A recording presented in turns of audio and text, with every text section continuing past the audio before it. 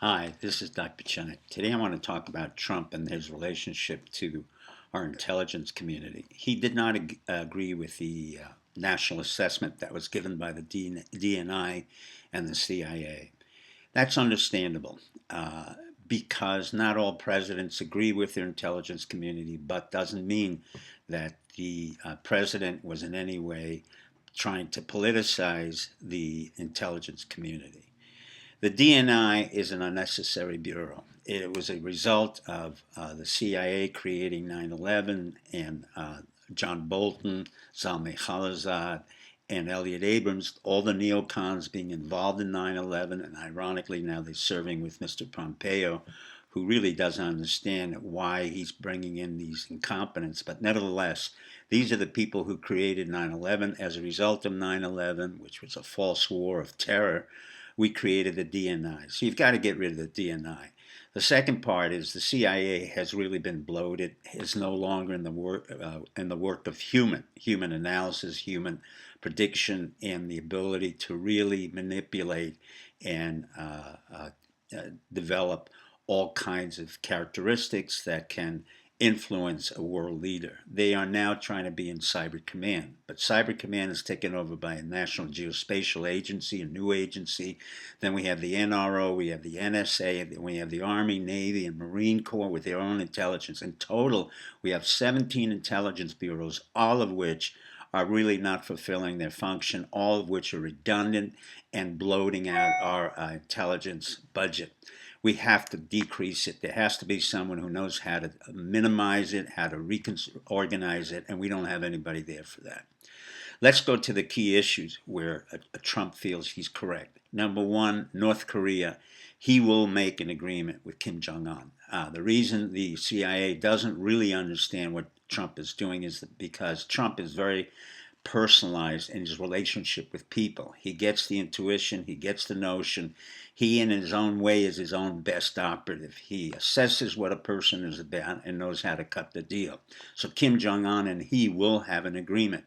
There will not be a denuclearization because there really doesn't need to be. Almost every one of the countries we deal with is totally nuclearized, but it's totally not worth it. The second part, Iran. Trump is correct. There is a clear and present danger with Iran, but the CIA is also correct that they have not renuclearized their systems. Now, the reason why Trump is more correct is that Iran has really created a military presence all over the Middle East, which it did not have in the past.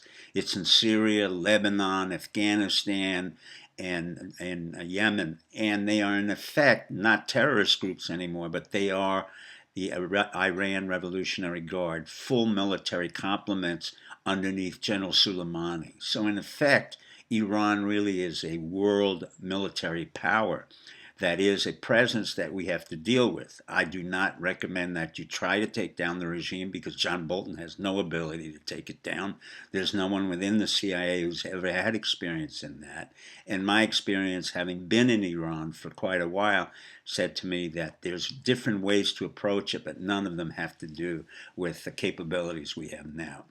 Let's talk now about Afghanistan. Afghanistan is the most interesting one of all because the war in Afghanistan was created by the very man who's now negotiating the peace treaty, Zalmay Khalilzad.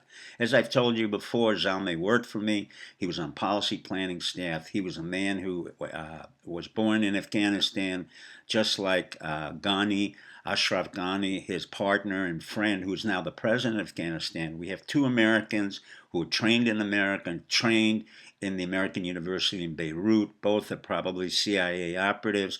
But Zalmay has been a man who's created a series of disasters. He supported the Mujahideen, then he supported the Taliban.